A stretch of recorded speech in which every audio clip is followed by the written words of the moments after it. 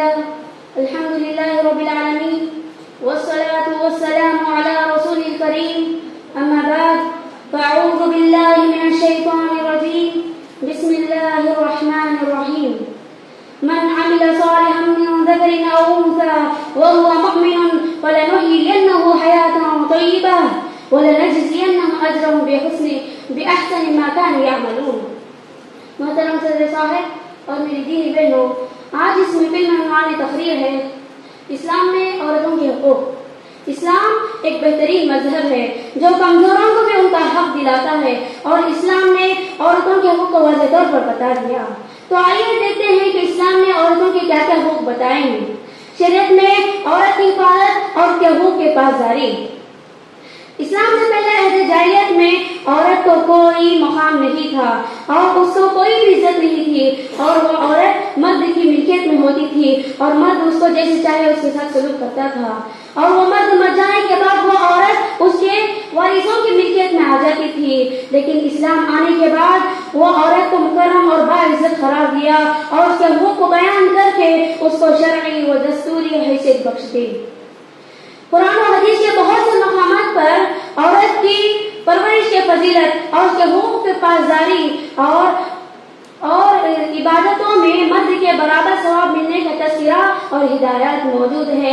جیسا کہ اللہ تبارک و تعالی سورہ نحل میں آیت نمبر 90 میں ارشاد فرماتا ہے: من عمل صالحا من ذکر او انثى وهو مؤمن فلنحيينه حياة طیبہ وَلَنَجْزِيَنَّهُمْ أَجْرَهُمْ بِأَحْسَنِ مَا كَانُوا يَعْمَلُونَ. لہذا مومن مرد ہو یا عورت، اللہ تبارک و تعالیٰ انہیں پاکیزہ زندگی بسر کرائے گا اور آخرت میں انہیں بہترین بدلہ دے گا. اسی طرح رسول صلی اللہ علیہ وسلم نے عورتوں پر ظلم نہ کرنے کے لیے ایک حدیث بیان کی ہے: لا تضربوا اماء اللہ، اللہ تعالیٰ کی بندیوں کو مت مارا کرو.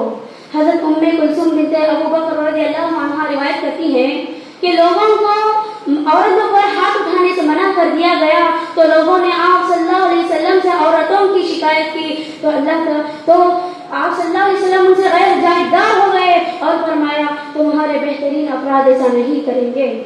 حضرت عائشہ رضی اللہ عنہا فرماتی ہے کہ نبی کریم صلی اللہ علیہ وسلم نے فرمایا: خیرکم لأہلہ وانا خیرکم لأہلی. تم میں بہترین شخص وہ ہے جو اپنے اہل خانہ کے لیے اچھا ہے اور میں اپنے اہل خانہ کے لیے ایسا ہی ہوں. حضرت عمرو بن الاحوص نبی کریم صلی اللہ علیہ وسلم کا ارشاد گرامی نقل کرتے ہوئے فرماتے ہیں: خبردار عورتوں کے ساتھ خیر کا معاملہ کرو، یہ عورتیں تمہارے پاس امانتاً دیے ہوئے قیدیوں کی طرح ہیں.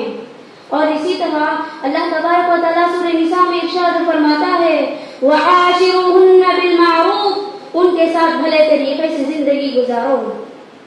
اس آیت میں واضح طور پر عورت کے ساتھ حسن سلوک سے زندگی گزارنے کا حکم دے دیا گیا ہے. اور اسی طرح صلہ رحمی میں ماں باپ سے زیادہ حقدار ہے.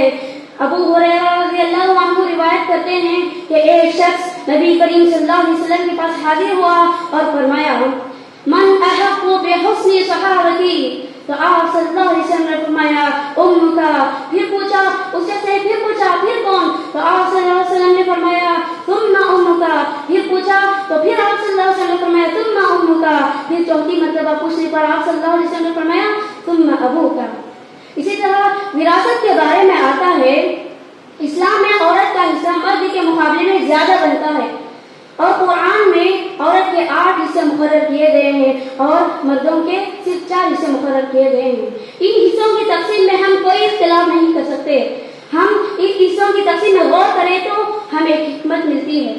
اسی طرح نکاح کا حق.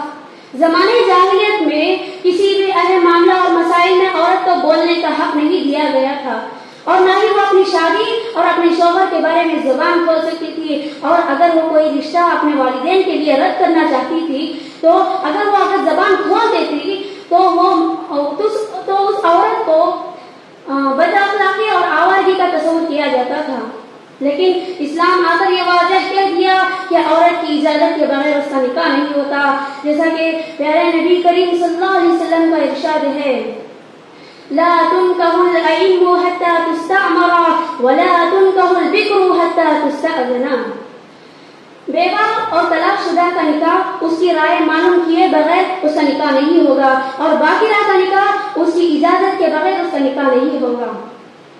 لہذا خلاصہ کلام یہ ہے کہ اسلام نے ہم عورتوں کے تمام حقوق کو بیان کر دیا ہے، اس لیے ہمیں اس دین اسلام کی قدر کرنا چاہیے اور اللہ تبارک و تعالیٰ سے زیادہ شکر ادا کرنا چاہیے.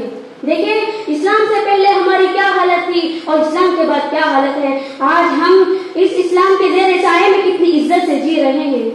آخر میں اللہ تعالیٰ سے دعا ہے کہ اللہ تبارک و تعالیٰ نے ہم اسلام کے ذریعے سے جو کچھ بھی ہمیں عزت بخشی ہے اس کا زیادہ سے زیادہ شکر ادا کرنے کی توفیق دے. آمین یا رب العالمین. السلام علیکم ورحمۃ اللہ وبرکاتہ.